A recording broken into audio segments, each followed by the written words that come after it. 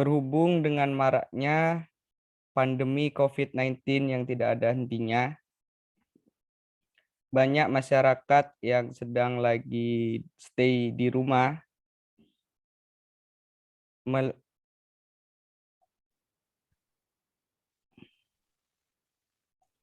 melakukan segala kegiatannya melalui sosial media, baik entah itu cuma searching, cuma scroll Instagram, ataupun lihat berita-berita terbaru di Twitter.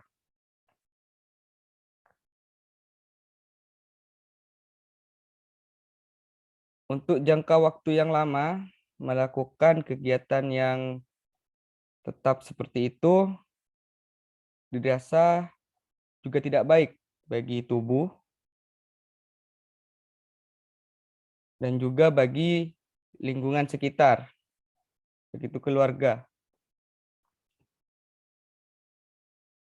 Nah, kakak kasih kesempatan untuk kelompok pro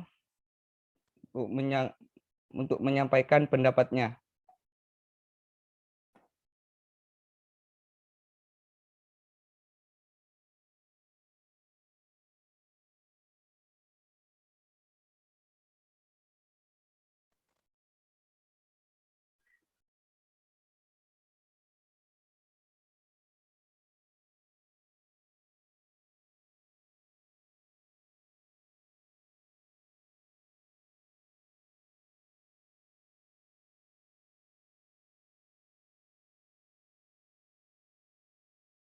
Jika kelompok pro tidak ada tanggapan, bisa dari kelompok yang kontra.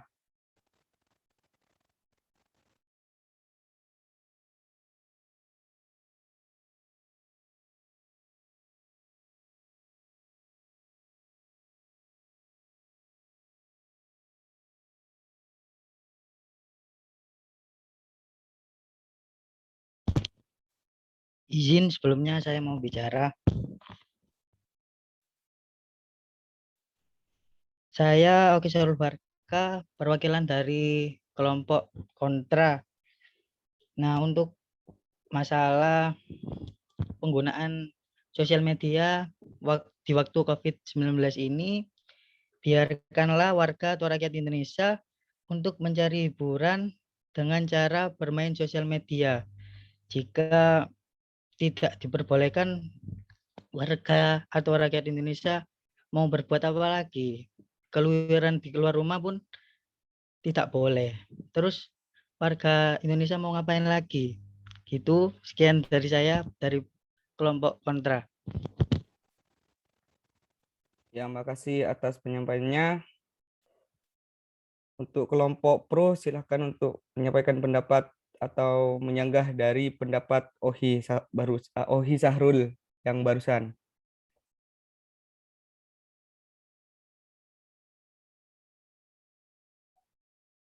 Iya, Rohiki. Langsung on mic dan ngomong gitu aja. Oke? Permisi Kak. Saya dari tim pro beranggapan bahwa saya sangat setuju dengan mosi tersebut.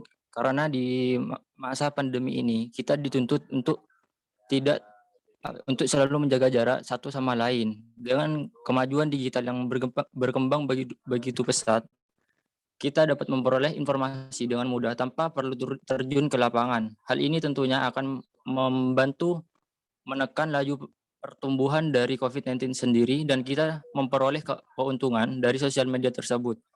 Akan tetapi hal tersebut perlu diimbangi dengan sikap kita yang bijaksana dalam menggunakan sosial media.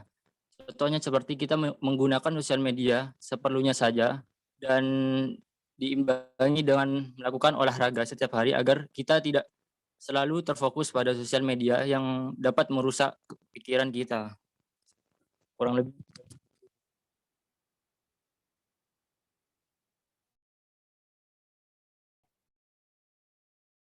Ya, dari teman-teman yang lain.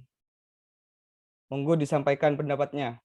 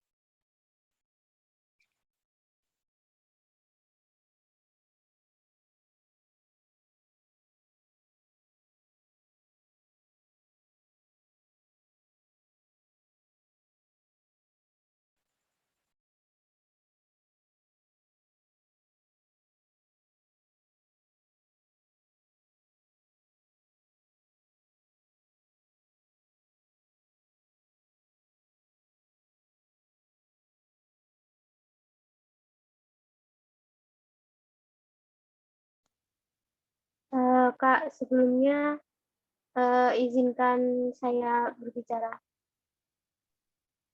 Ya, langsung aja.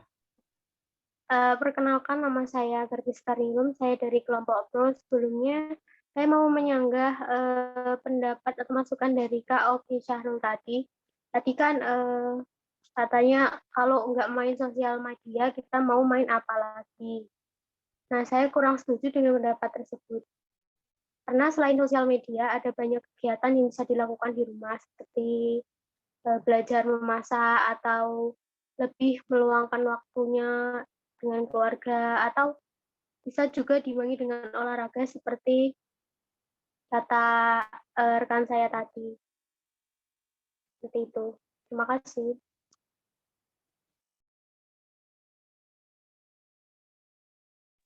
Ya, dari kelompok kontra apa ada sanggahan atau pendapat, atau dari Sahrul mau menyanggah yang barusan juga? Nggak apa-apa.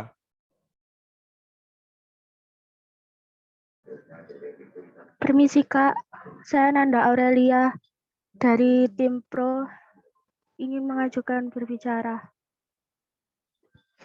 Ya, Menurut saya Kak, kalau untuk saat itu sebelum pandemi mungkin bisa saja dilakukan dengan cara yang tadi disebutkan oleh mbaknya. Kalau untuk saat pandemi saat ini, sosial media itu penting sekali buat kita karena untuk memutus rantai COVID-19. Terima kasih, Kak.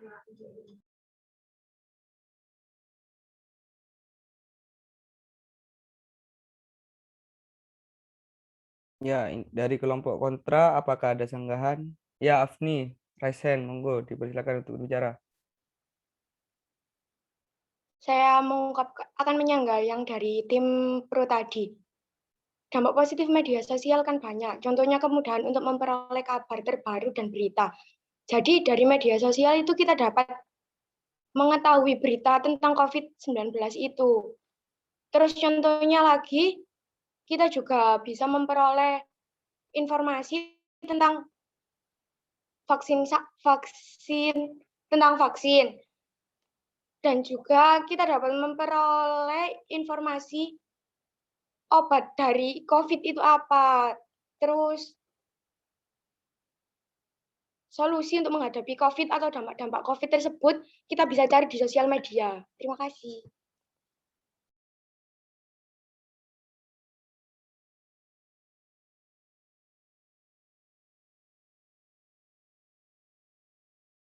Ya, apa ada pendapat atau sanggahan lain?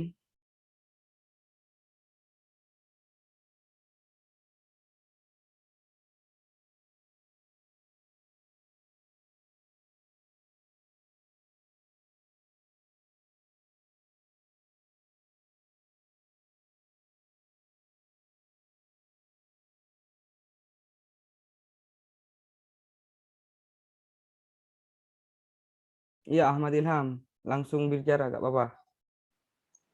Ya, saya Ahmad Ilham Firmansyah, saya perwakilan dari tim Pro. Ya, memang bisa dikatakan media sosial memiliki banyak manfaat. Namun di samping itu, kita harus ingat bahwa jika kita bermain media sosial terlalu lama, maka kita bisa menjadi kecanduan akan media sosial tersebut. Kita juga bisa menjadi tidak produktif karena setiap hari kita bermain media sosial terus-menerus. Oleh karena itu, sebaiknya kita membatasi diri kita untuk bermain media sosial dan kita sebaiknya beraktivitas yang bisa membuat tubuh kita sehat di masa pandemi COVID seperti ini. Terima kasih.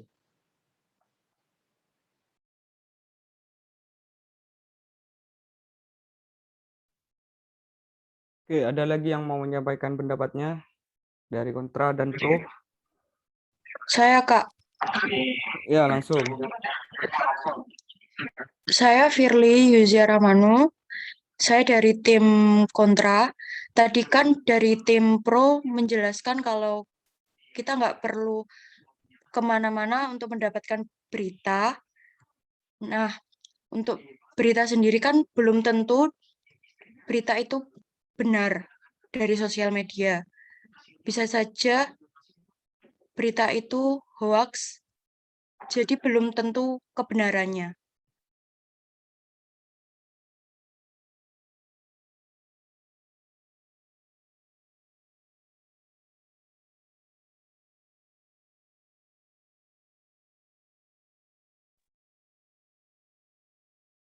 Ya, apakah ada yang mau memberikan pendapat lagi atau memberi sanggahan atas setiap pendapat yang udah disampaikan?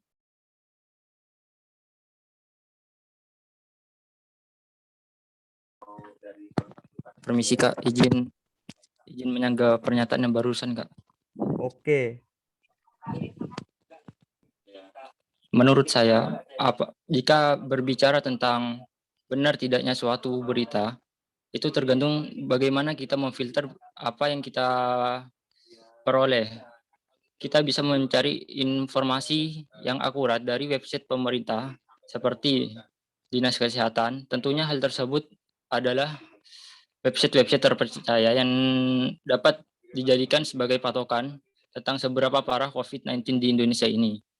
Dan ketika ada website yang mengatakan tanpa sumber yang jelas, kita tidak harus selalu percaya dengan website tersebut karena kita tahu sendiri bahwa website tersebut tidak bersumber dari sesuatu yang jelas. Mungkin seperti itu. Terima kasih.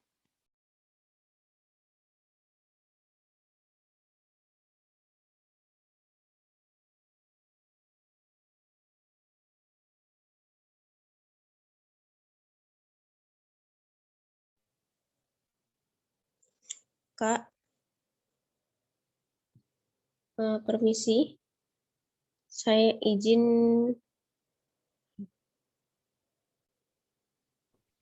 iya langsung sampaikan aja pendapatnya. Saya dari tim kontra ingin menambahi rekan saya tadi. Berselancar atau bermain di sosial media itu nggak melulu buruk dan nggak produktif gitu. Contohnya kayak banyak loh sekarang situs atau aplikasi pembelajaran online. Ada yang gratis dan juga ada yang berbayar juga. Gitu, Kak.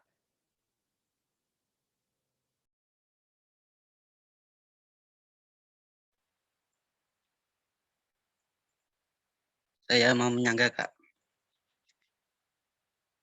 Ya, langsung. Untuk mengenai media sosial, ini tentunya harus bisa menggunakan dengan bijak. Soalnya akhir-akhir ini banyak sekali media sosial disalahgunakan. Bahkan banyak anak remaja Indonesia ini yang menyalahgunakan media sosial ini. Terus banyak anak kecil juga yang suka main game daripada belajar. Soalnya dari pengawasan orang tua pun juga kurang. Mungkin cukup itu, Kak.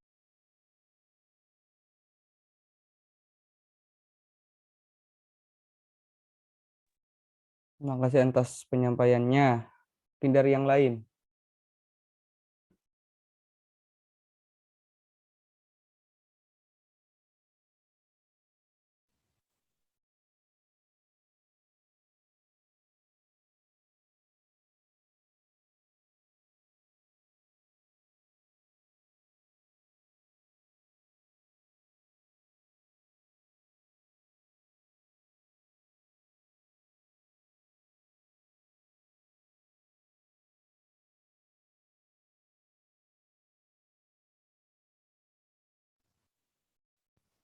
Kak,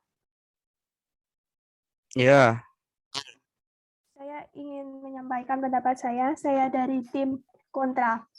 Tidak semua anak-anak itu nggak ada yang belajar dari sosial media. Banyak anak juga, anak kecil bahkan, itu udah bisa nyanyi bahasa Inggris melalui lihat YouTube. Jadi, nggak nggak banyak juga pengaruh negatifnya, menurut saya.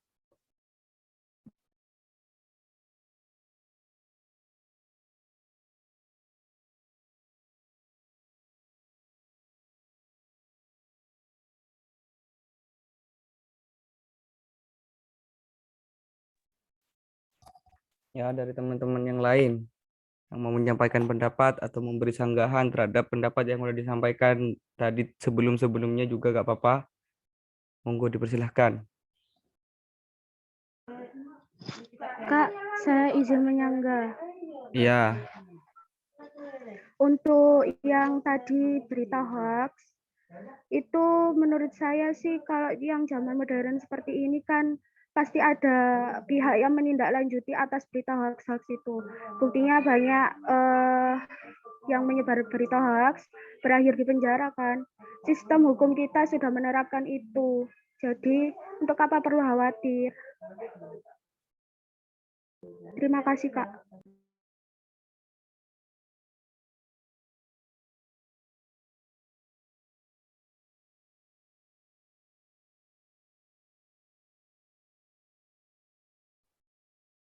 oke. Untuk pertemuan kali ini sampai di sini. Jadi, kakak kasih kesimpulan.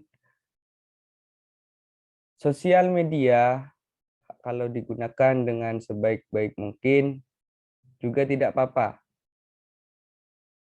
Tapi jangan kita terlalu intens dalam menggunakan sosial media tersebut. Kita harus menyeimbanginya dengan kegiatan-kegiatan lainnya.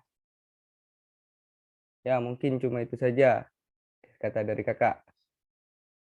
Sekian untuk semuanya.